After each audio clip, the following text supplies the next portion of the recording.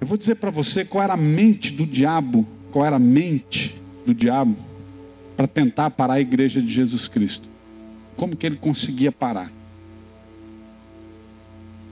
Ele pensava que instigando os tiranos, os imperadores tirando, instigando ira e ódio dentro deles, e estes se levantassem contra a igreja e empenhasse em perseguir a igreja e fazer com que a igreja passasse por situações terríveis, o que ia acontecer? Por exemplo, eu li hoje de novo, não sei por quantas vezes, aquilo que Inácio,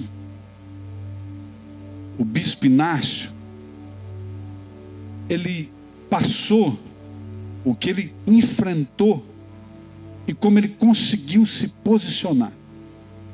Inácio sabia que os apóstolos, com exceção de João, todos eles tinham sido mortos de maneira tremenda, porque os imperadores, eles não apenas matavam, não era uma coisa, vou lá e corto, degolo essa pessoa, não, eles inventavam torturas assombrosas, para que a fama daquela tortura, ou seja, para que o exemplo daquela tortura, ou a notícia daquela tortura, corresse todo o Império Romano, que as pessoas soubessem, ser crente é prejuízo terrível.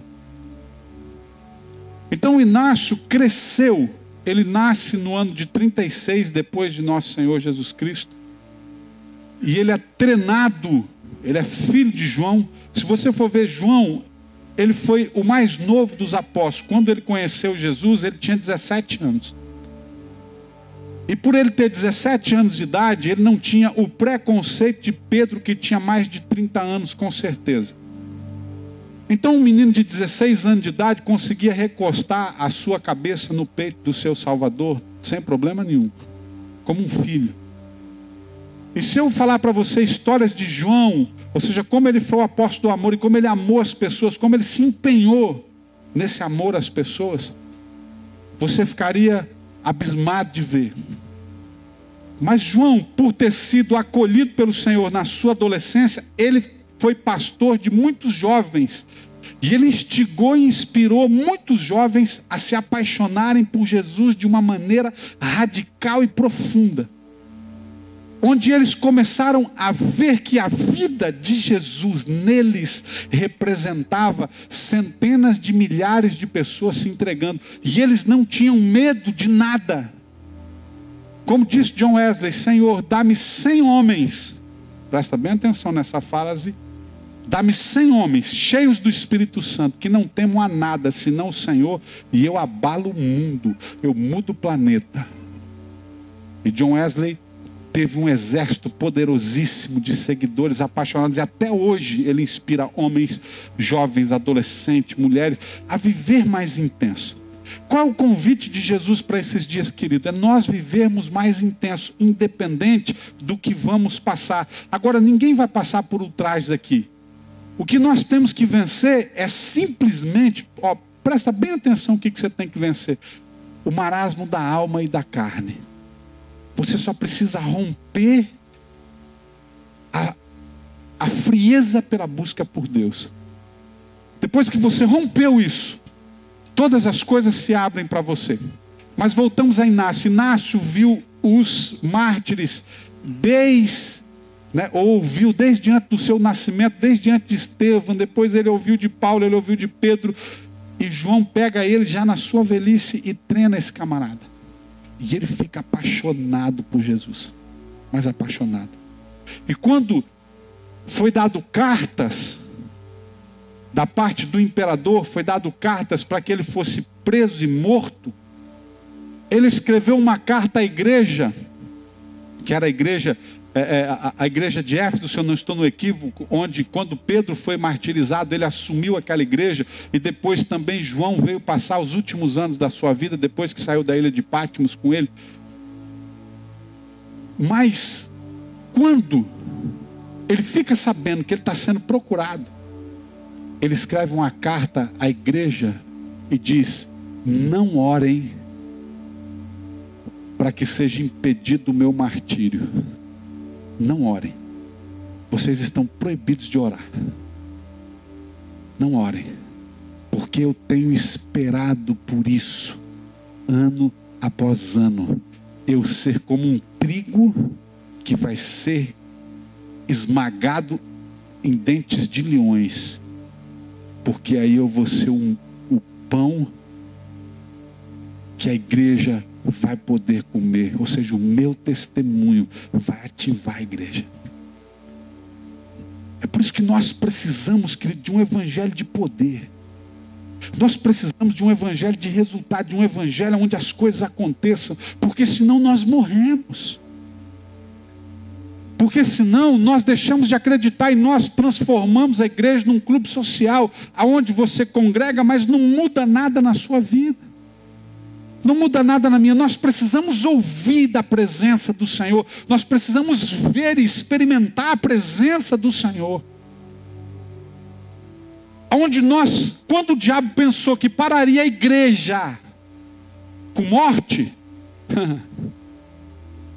50% do planeta na era apostólica, ou pelo menos 300 anos depois de Cristo, 50% do planeta estava rendido aos pés do Senhor Jesus e não vivia como cristão, como nós não. Numa indiferença terrível com a presença de Deus. Eles começaram a eles eram cristãos de verdade. Querido, você sabe por que a Bíblia fala que quando Jesus vier, Ele traz divisão dentro da casa? O contrário de que nós pensamos. O que é divisão? A casa é um barco. Está todo mundo dentro. Todo mundo acomodado e remando para o mesmo lugar. Né? Nós queremos vencer na vida, nós queremos vencer no casamento, nós queremos vencer com os filhos, nós queremos ficar rico, nós queremos ter dinheiro. O marido quer dar coisa para a mulher quer dar coisa para o marido, quer deixar para o filho, nós estamos remando. De repente aparece Jesus. E Jesus toca no coração de um, diz assim: a vida é muito mais que isso. A vida é muito mais que coisas. Tem algo para você. Então o primeiro desce do barco, como Pedro, começa a caminhar sobre as águas, começa a caminhar no sobrenatural de Deus. O segundo desce do barco e vai ficando gente para dentro. Então começa a não ter mais como alguém vai ceder. Ou todo mundo que está fora do barco tentando andar no sobrenatural volta para o natural e fica dentro do barco e vive o marasmo da vida. Ou então todo mundo desce na água e crê no sobrenatural e anda com Deus. Essa é a divisão. Quando alguém conhece o Senhor, muito mais que uma religião, muito mais que vir na igreja de domingo, quando alguém conhece o Senhor, não, é real. Meu Deus, é real. Eu posso ajoelhar e sentir Ele, é real. Eu posso estar no meio da rua, eu sinto Ele, é real. O Senhor é real. O Senhor é real. Ele é vivo e verdadeiro. Ele é real. Ele é mais que uma pregação. Ele é mais que um seminário. Ele é mais que um movimento. Ele é mais que um evento. Ele é real. Ele é real. Olha, eu estou sentindo Jesus de madrugada. Eu estou sentindo Jesus de dia. Eu estou sentindo Jesus. E tem um fogo que consome dentro de mim, que me atrai para Ele.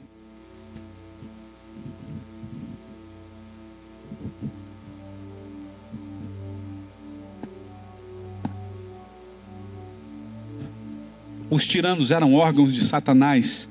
Não se contentavam apenas com a morte para tirar a vida do corpo. Os tipos de morte eram tão diversificados quanto terríveis. Tudo que a crueldade da invenção do homem pudesse conceber para castigar o corpo humano era posto em prática contra os cristãos. Açoites e flagelos, estiramentos de lacerações, apedrejamentos, lâminas de ferro em brasas aplicadas aos seus corpos, profundas masmorras, rodas de tortura, estrangulamentos nas prisões, os dentes de animais selvagens, grelhas, pátibulos e forcas. os arremessos sobre os chifres de touro. Além disso, quando eram mortos por esses meios, os seus corpos eram amontoados junto a eles, deixavam cães para guardá-lo, a fim de que ninguém pudesse vir dar-lhe sepultura. E súplica nenhuma conseguia que fosse a eles entregues para serem sepultados. Contudo, apesar de todas essas contínuas perseguições e castigos horríveis, a igreja crescia cada dia, profundamente enraizada na doutrina dos apóstolos e dos homens apostólicos, e abundantemente regada pelo sangue dos santos. O diabo parou a igreja com outros métodos. O diabo não parou a igreja com flagelo. O diabo parou a igreja, sabe com o quê? Com dinheiro. O diabo parou a igreja com esfriamento, arrancar de dentro das pessoas. Você sabe quando que a igreja começou a esfriar? Quando acabaram as perseguições. Você sabe que um camarada lá do Irã, há muitos anos atrás, tinha um contrabandista de Bíblias que levava a Bíblia para o Irã, e ele trabalhou comigo 1 ano e 3 meses. Nós conseguimos levantar recursos no Brasil para ele levar Bíblias, enfim. Um pastor, depois de 5 anos sem ter contato nenhum com ninguém e debaixo de profunda perseguição, quando esse missionário chegou com Bíblias e eles tiveram toda aquela coisa boa de receber uma visita, ele mandou um recado para mim. Ele falou: diga para o seu pastor o seguinte: não vale a pena viver por algo se não valer a pena morrer por esse algo. E diga para ele, se ele quiser avivamento, tem que apertar o cerco, tem que ter perseguição, senão não há avivamento. Querido, você sabe quando vai haver avivamento? Quando haver oração. Avivamento é resposta de oração. Presença de Deus é resposta de oração. Qualquer coisa no ambiente do Espírito é resposta de oração. Não vem porque nós nos organizamos, não vem porque nós fazemos isso, não vem porque nós fazemos aquilo, só vem porque nós oramos. Mas sabe de uma coisa? Eu não entendo, você não entende, a gente parece que não consegue compreender isso. Não tem como vir nada de Deus sem que antes vá alguma coisa aqui da terra. É como a chuva. Não chove se não evaporar. Se um sol quente não bater nessa terra e evaporar a água e não encher as nuvens, não vem nada do céu, não vem chuva. Mas quando evapora a oração, quando nós conseguimos mandar a oração, querido, pode demorar um tempo, é um tempo, mas Deus responde. Agora nós somos aqueles cristãos que oramos e quebramos as nossas orações. Eu faço isso, você faz isso. Nós passamos um tempo orando e depois passamos um tempo dizendo que aquilo não valeu de nada. E nós tentamos, isso eu luto comigo mesmo, dizendo para mim mesmo todo dia, nós tentamos provar que o culpado de eu não entrar em Deus é o Muracava aqui, o Fábio. O culpado de eu não entrar em Deus é o meu marido, o culpado de eu não entrar em Deus é minha mulher, o culpado de eu não entrar em Deus é meu filho, o culpado de eu não entrar em Deus é o banco, o culpado de eu não entrar em Deus é não sei quem. O culpado de não entrar em Deus é eu e você, que não oramos. Querido, Paulo estava amarrado com água até o seu peito por 3 dias. Quando ele escreveu a epístola da alegria, pessoas mortas aí apodrecendo dentro da masmorra da prisão de Éfeso. que ele foi desamarrado, ele não conseguiu murmurar. Ele não conseguiu reclamar. Ele não conseguiu dizer: eu não estou sentindo a presença de Deus por causa de fulano, de Beltrano. Eu não estou sentindo a presença de Deus por causa das dores. Querido, você acha que Paulo era humano como você? Ele sentiu muita dor. Ele sentiu muitas câimbras. Ele quase veio a morrer. Ele diz isso: tive a ponto de morrer várias vezes. Ele foi apedrejado. Você acha que pedrada não dói? Pois eu te digo, dói. Se você não tiver certeza, deixa eu te dar uma pedrada para você ver se dói ou se não dói. Dói muito. Dói muito. Tenta ficar com as suas mãos para cima 2 horas só. Você não consegue 15 minutos. Mas nada abalava a fé desses camaradas. Inácio, quando viu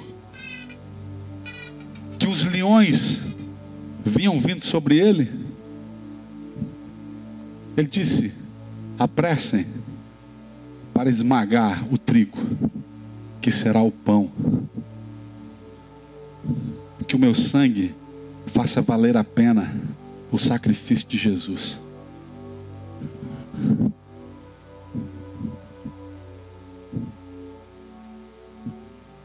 Mas nós não oramos. A verdade é essa, nós não oramos. Você diz: ah, pastor, fale por você. Eu falo por você e por mim. Eu não oro, você não ora, e nós não oramos. Não tenho medo de dizer. O suficiente não. O tempo necessário não. E quando nós vamos orar, nós estamos predeterminados a pedir, e parece que quem manda em Deus somos nós. Toda vez que você vai orar, você pega uma lista e vem na presença de Deus e fala assim: ó, você só falta dizer assim: você tem a obrigação de me dar isso, isso e isso, porque está escrito aqui. Mas todas as vezes antes de você pedir alguma coisa para Deus, e você afirma que está escrito aqui, você precisava ler o contexto. Você precisava ver o que Deus pede para você também. Eu precisava ver o que Deus pede para mim também. Por que eu estou falando forte? Porque tem que chegar um dia que a igreja seja realmente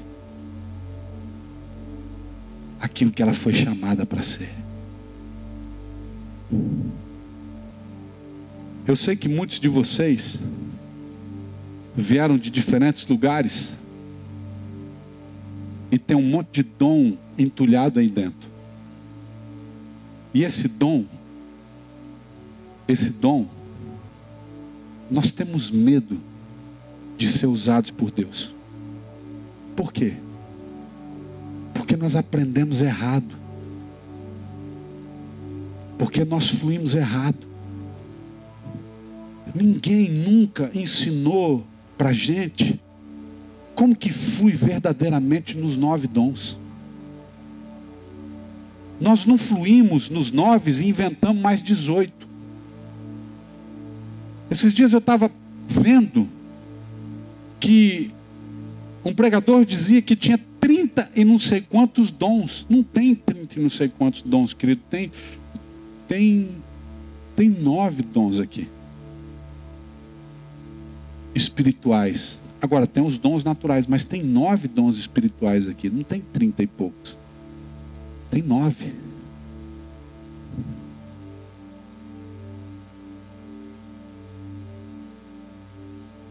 Lá em Coríntios 12, 1 de Coríntios 12, do 1 a 8, você pode ler em casa, fala de 9 dons. Esses dons são palavra de sabedoria, palavra de ciência, discernimento de espíritos, dom da fé, dom de cura, operação de milagres, profecia, variedades de línguas. São 9 dons. Mas por que a igreja primitiva conseguia andar nos 9 dons e nos 5 ministérios, e nós ficamos em 2 ou 3 dons e fazemos uma bagunça terrível? Tem um negócio com o dom de profecia, que o camarada vai lá e profetiza. Quantas vezes pessoas profetizaram para mim, que eu fiquei com vontade de dizer assim: cala a boca, fica quieto, não tem nada para falar, fica quieto.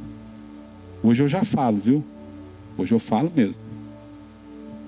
Mas outras vezes foi tremendamente usado. Por que os dons não podem estar na igreja? Por que os dons não podem fluir? Por que nós podemos ser tremendamente abençoados, querido? Existem dons que podem dizer para você coisas que você está preso lá no passado. Por exemplo, aqui, quando faz o Veredas, não tem um momento lá no grupo que fala: põe para Deus? Hã? Não fala assim? Quem já fez o Vereda aqui? Quem não fez precisa fazer. Tem um monte de gente que não fez, tem que fazer. Vai chegar um momento que vai falar: põe para Deus. Você assistiu uma mensagem que ativou algo em você. Um camarada tem um dom, ele liberou para você, localizou você numa área da vida que você está preso lá atrás, que você precisa romper. E quando você vai para pequenos grupos, fala: põe para Deus. Quando você põe para Deus, foi ativado um dom. Palavra de ciência. Ou palavra de sabedoria. Despertou algo em você. Aí você se lembrou. Quando você pôs para o Espírito Santo ativou um dom dentro de você. E com esse dom você foi lá onde você estava preso. E aí você foi livre. E os apóstolos, a igreja primitiva, andava nos dons assim. Eles estavam orando, querido. Eles conseguiam ver a sua intercessão. Por exemplo, Paulo chega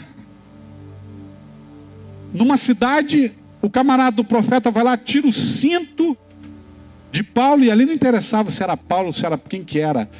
O profeta vai, tira o cinto, amarra as mãos dele e diz o seguinte: o dono desse cinto, quando chegar em Jerusalém, isso vai acontecer com ele, vai ser preso. Você sabe, naquele tempo, você viu tudo o que eu falei aqui, ser preso significava assim, de cara, de entrada, 39 varada. Para começar a conversa. 40 menos uma. Então Paulo já tinha tomado algumas, sabia? Já pensava assim: agora o pelo vai ficar grosso. Para começar a conversa. Mas Paulo dizia: quanto a mim, estou pronto, já nasci uma alegria. Oba, eu vou padecer por causa de Cristo. E isso vai ficar escrito eternamente. Vão falar daquelas varadas que eu tomei. Eles eram avisados, nada era pego de surpresa. Agora nós andamos depressivos, nós andamos cabisbaixo, nós andamos um monte de coisa, porque nós não conseguimos ativar dons aonde o Senhor consegue comunicar conosco coisas do passado, do presente, do futuro. Você é pego de surpresa toda hora. Eu sou pego de surpresa toda hora. E quando os dons são ativados, não são cuidados, começa a carnalidade. Mas na igreja primitiva não. Na igreja primitiva Paulo sabia o que ia acontecer. Na igreja primitiva os irmãos sabiam o que ia acontecer. Na igreja primitiva eles estavam preparados. Por quê? Porque eles passavam tempo. Quando você passa tempo com Deus, começa a despertar dons dentro de você. Querido, sabe qual que é o nosso detalhe? Nós temos um desespero de saber qual é a vontade de Deus para a nossa vida. Eu não tenho isso, é só eu. Quem quer saber o que Deus tem para a sua vida aqui? Tem gente que não quer mesmo, mas glória a Deus por eles também. Mas nós temos uma vontade de querer fazer o certo, saber o que Deus tem para mim. Mas aí nós temos preguiça de passar tempo com Deus. Aí o que a gente faz? Vamos para o profeta. E aí o profeta também não passa tempo com Deus. E se vê na obrigação de falar alguma coisa. Aqui da igreja ninguém mais fala isso comigo, mas antigamente era uma coisa assim: vou orar comigo, pastor, Deus não falou nada. Deus não tem nada para mim não? Eu falei: tem.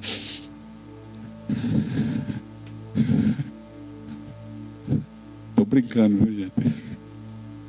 Mas toda hora vai falar: Deus não tem nada, Deus não tem nada.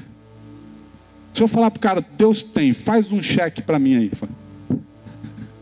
Está amarrado, Satanás.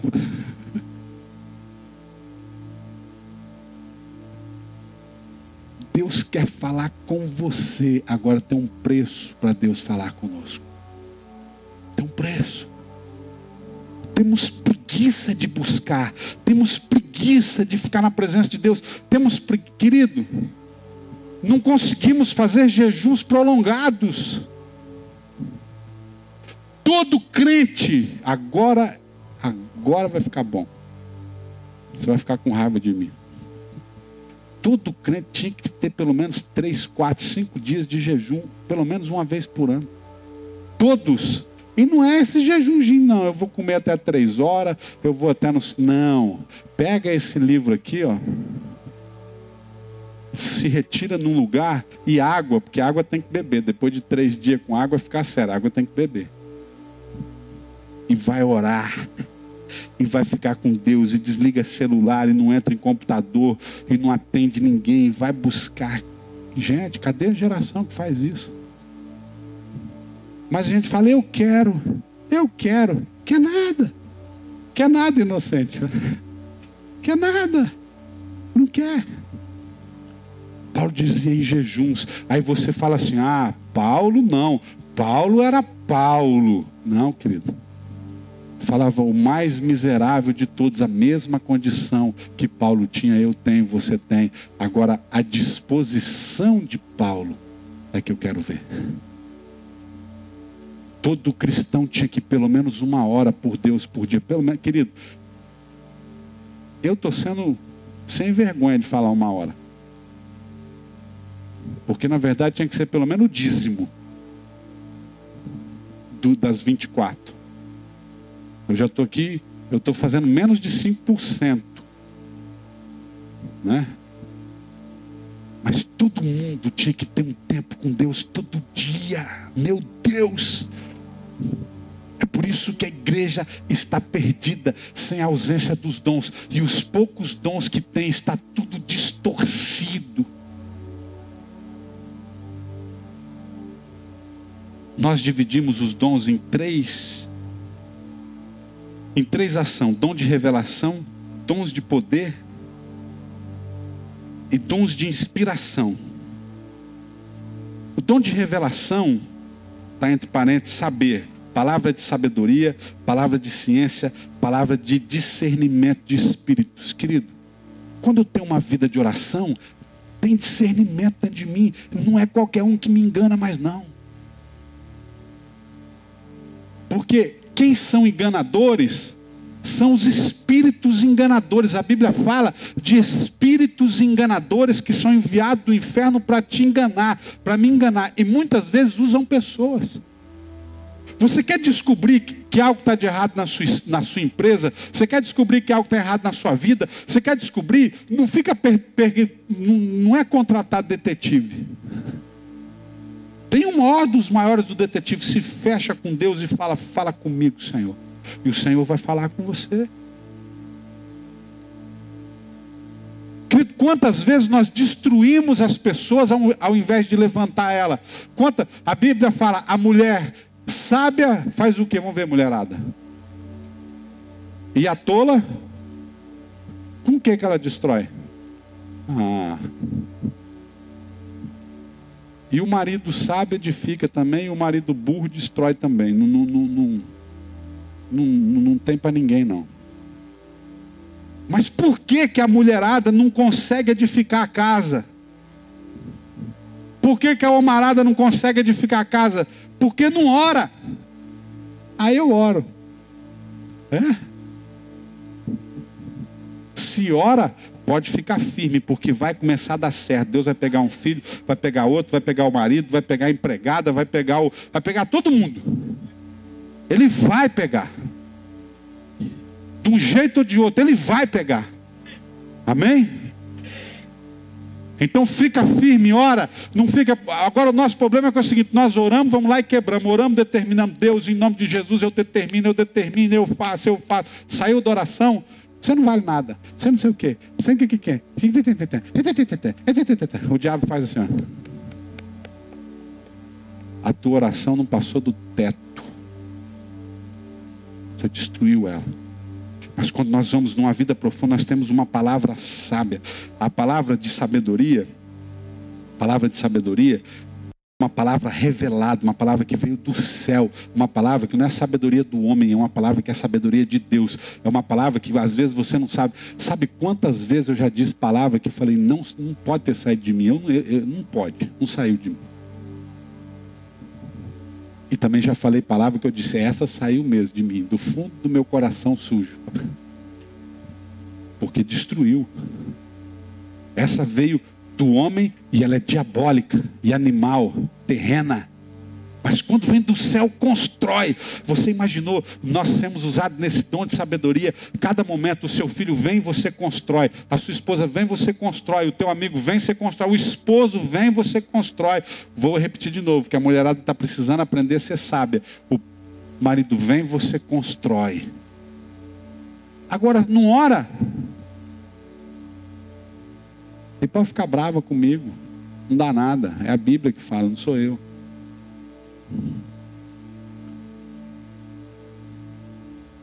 O dons de poder, ou palavra de ciência. Palavra de ciência, querido, esse é um dom que eu quero buscar muito. Porque se você tiver a palavra de ciência, o conhecimento das coisas, você não é mais surpreendido nunca mais. Não tem nada mais que surpreende você. Quando o marido chegar bravo em casa, você já identificou no espírito o que aconteceu lá na rua para ele vir assim. Quando a mulher, você já identificou no que aconteceu lá para você já estar pronto, pronta. O diabo chega armado com astúcia, você com esse dom, você quebra tudo ele.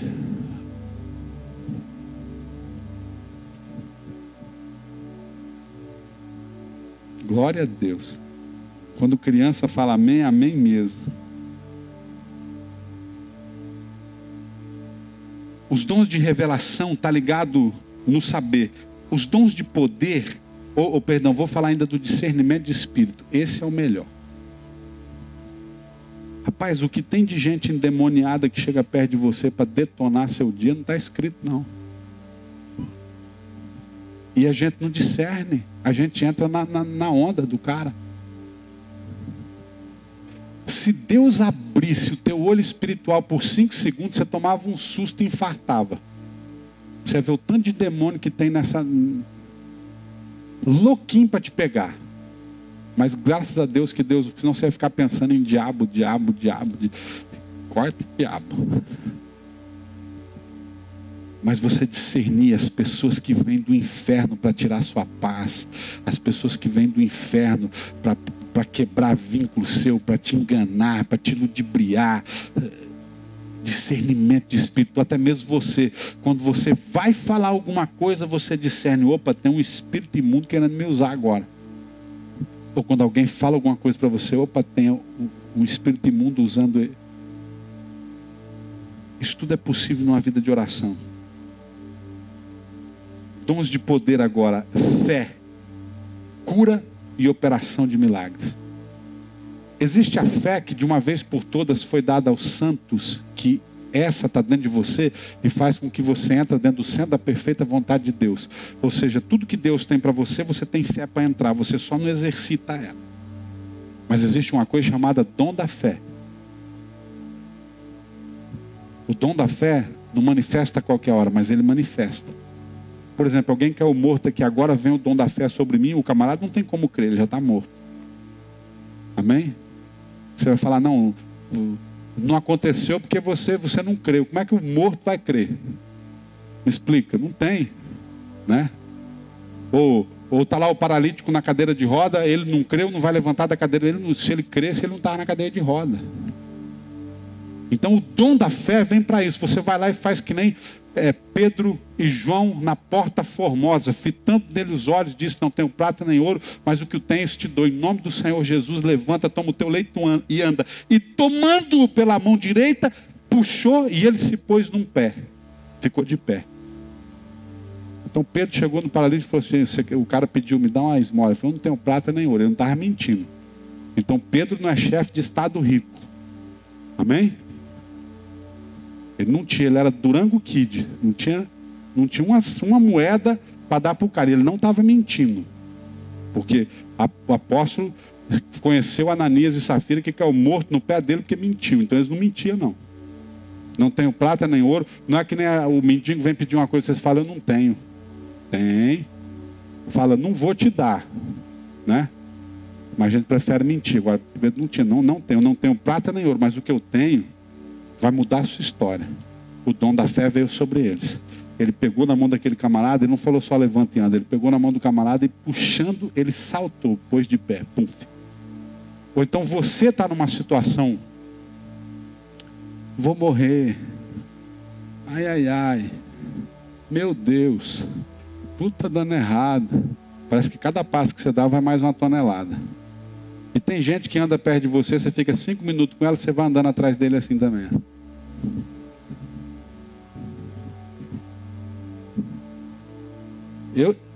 Eu já conversei com pessoa que nunca tinha acontecido isso comigo. Mas umas 2 ou 3 vezes aconteceu. Eu converso com o camarada, quando o camarada vai embora, eu até pensava que era por causa da cirurgia. Quando eu levantava da minha mesa, aquilo preteava tudo, ficava... Teve um dia que eu segurei lá na minha parede lá e fiquei assim uns 5 segundos. E o negócio rodando. Falei, meu Deus, vai me dar um trem. Aí depois fui pensando, cara, que cara pesado, irmão. O camarada jogou uma tonelada em cima de mim. Porque o camarada vai, você fala, não, mas você vai morar, mas não vai dar. Não vai dar. Não... Dá vontade de falar, então rasga a Bíblia e vai para o mundo. Não dá. Quando você está nessa situação, o dom da fé, você diz, vai dar. Agora vai. E você rompe. E você rompe. Querido, tem dias que eu peço desesperadamente para o dom da fé, porque eu estou desse jeito que você está vendo, quase nadando, estou vendo areia, mas já está começando a beber água. Deus, me dá o dom da fé, eu preciso chegar do outro lado, eu preciso acreditar, eu preciso ver aquilo que ninguém está vendo, eu preciso crer, Senhor, eu preciso crer, Senhor, porque se não crer, eu vou naufragar. Então me dá o dom da fé. E aquela coisa entra dentro de você, mexe você. Você quer ver quem anda muito no dom da fé? Quando nós recebemos um toque de Deus. Você recebe um toque de Deus, amigão. Se hoje Deus tocar você, você sai daqui com fé para orar para um paralítico, você sai daqui com fé para vencer, você sai daqui com vontade de orar. Agora nós temos aqueles cultinhos, é um dia para do outro. Aqueles cultos que você entra na igreja e sai pior. Pastor, está feio. E não tem problema de estar feio, tem que crer na graça que Deus vai usar, que Deus vai fazer.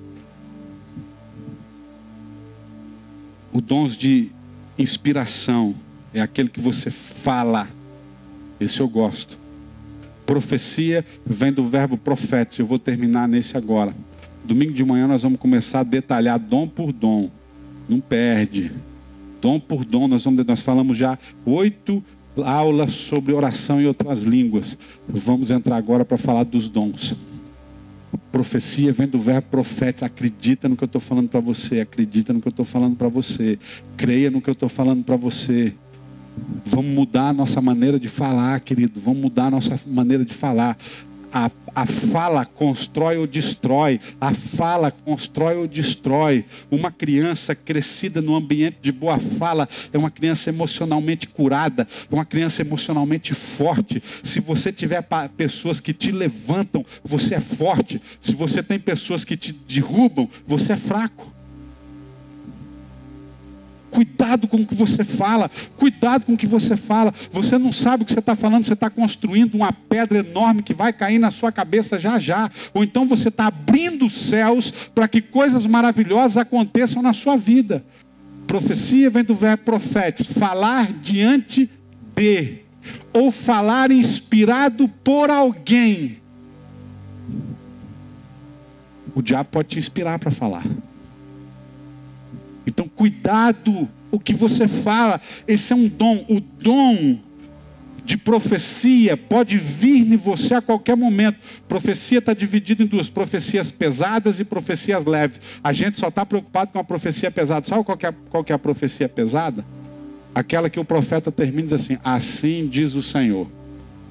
Aí, lá em Deuteronômio, no Antigo Testamento, perguntaram como é que eu vou saber que profecia é de Deus e que profecia não é de Deus? Qual palavra que é de Deus, qual palavra que não é de Deus? Como é que eu vou saber que o profeta é de Deus e que o profeta não é de Deus? A resposta foi clara do Senhor: se acontecer, é de Deus. Se não acontecer, não é de Deus. O profeta, lá pega pesado. Aqui nós estamos na era da graça, nós temos que julgar só a profecia, não o profeta. Mas naquela tempo julgava o profeta. O profeta é mentiroso. E o profeta não adianta vir com aquela conversinha: você precisa crer, a palavra foi lançada para você, mas você também tem que crer. Não, se Deus falou, amigão, não depende de mim, não depende de você, não depende de ninguém. Se Deus falou, ou ele não é Deus? Então isso é profecia pesada. Você disse: assim diz o Senhor, tem que acontecer. Se não, assim não diz o Senhor. Agora, a profecia leve, que não menos eficiente, é aquela que você fala toda hora: não vai dar certo, não vou, não sei o que, está tudo ruim, está tudo no... Não, vai ficar daí, vai ficar bom, está melhorando, eu vou vencer, está prestes a terminar, eu vou. Variedade de línguas, esse é um dom. A maior tragédia da igreja é a ausência dos dons. Nós estamos à mercê do que pode acontecer e do que não pode acontecer. Nós estamos sem saber de nada, sendo que Deus nos pode capacitar, nos pode habilitar, nos pode equipar para não ser pegos mais de surpresa e não vivermos oscilando. Hoje estou bom, amanhã estou ruim. Hoje estou bom, amanhã estou ruim. Estou ruim, estou bom, estou ruim, estou ruim, estou bom. Não. Isso indica falta de oração. Que era o que a igreja primitiva mais tinha. Coloque-se de pé, por favor.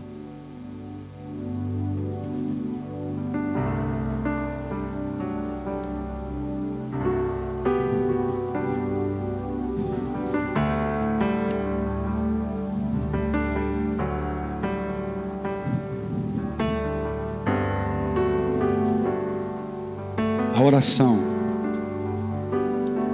é o que vai trazer o avivamento para dentro de casa, é o que vai trazer o avivamento para dentro da igreja, é o que vai trazer o avivamento para dentro da empresa, para dentro do trabalho. A oração, a oração, a oração.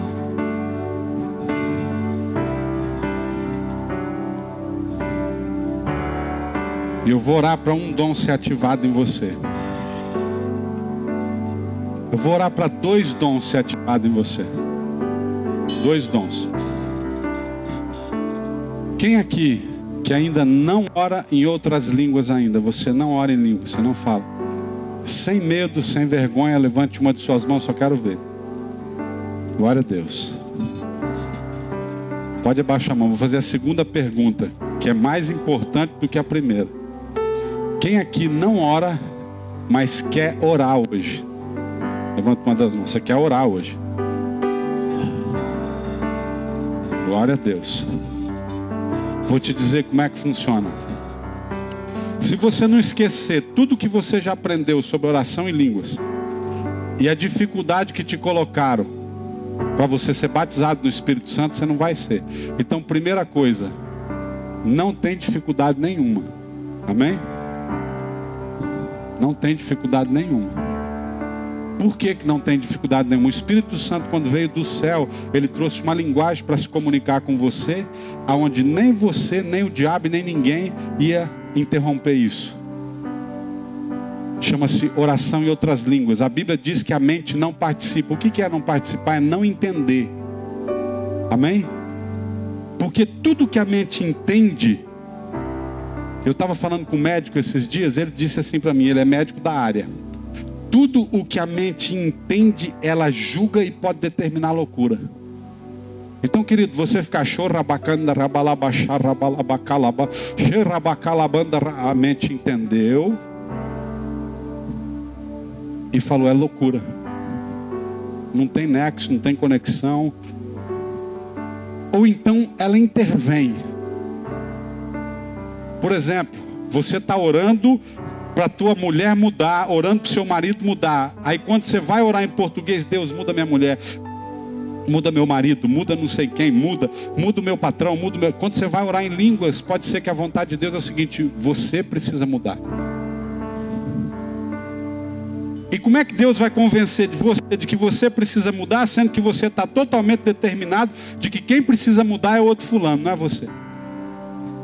Então o Espírito Santo, muito inteligente, trouxe uma linguagem que você não entende. Então é o seu Espírito e o Espírito Santo orando a vontade de Deus. E a vontade de Deus na questão de entendimento, a questão de fé. Ela é soberana. Amém? Então a nossa mente está preparada para não cumprir com a vontade de Deus. Mas o nosso Espírito está pronto. O diabo conta duas mentiras para você. Estou imitando alguém. Você não está imitando ninguém. Ou isso não é de Deus. E estes sinais seguirão aqueles que crerem no meu nome, falarão novas línguas, expulsarão demônios, imporão as mãos nos enfermos e eles serão curados. Então é questão de crer, de fé.